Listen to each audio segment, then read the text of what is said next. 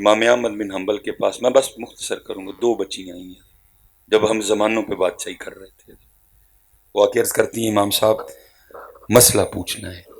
آپ نے فرمایا پوچھو.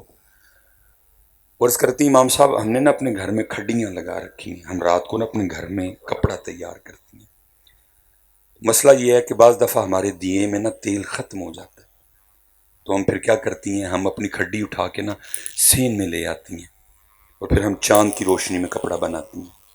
کیونکہ چاند کی روشنی اتنی تیز نہیں ہوتی، روشنی تھوڑی ہوتی ہے، تو اس لیے کیا ہوتا ہے، تند سیدھی نہیں آتی، گرا ٹھیک نہیں لگتی، کپڑے کی کوالٹی اتنی اچھی نہیں ہوتی. مسئلہ یہ پوچھنا تھا کہ جب ہم بازار کپڑا بیچنے کے لیے بھیجیں تو کیا بتانا ضروری ہے کہ یہ کپڑا دیے کی روشنی میں بنا ہے، یہ کپڑا چاند کی روشنی میں بنا ہے؟ امام صاحب رو پڑے. آپ نے فرمایا کیا مسئلہ پوچھتی؟ مسئلہ مکمل ان کا نہیں.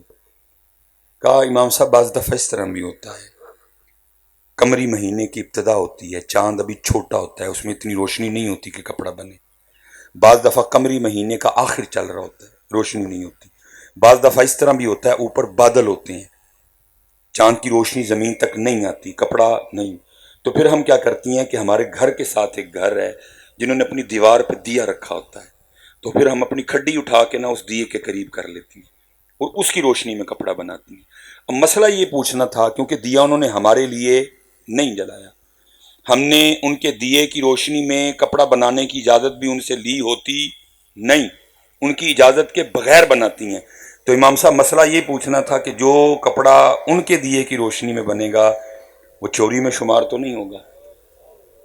امام احمد بن حنبل رو پڑے اور آپ نے رو کے ان بچیوں سے پوچھا بیٹیو وہ کس گھر سے آئی ہو؟ بچیاں کہنے لگی ہم بشر حافی کے گھر سے آئیں گے. آپ نے فرمایا اتنا تقوی اس اللہ کے ولی کے گھر میں ہو سکتا ہے؟ حضرت صاحب جتنی دیر تک ہم نے خود کو نہ سجایا حالات ٹھیک ہے، کیونکہ یہ قرآن ہے. اور قرآن میں اللہ نے کیا کہا، وَأَنْتُمُ الْأَعْلَوْنَ، تم غالب رہو گے. لیکن شرط آگے کیا لگائی، فرمایا ان کنتم مؤمنون، لیکن ہونا پہلے تمہیں مومن پڑے گا. شرط رکھ دیے.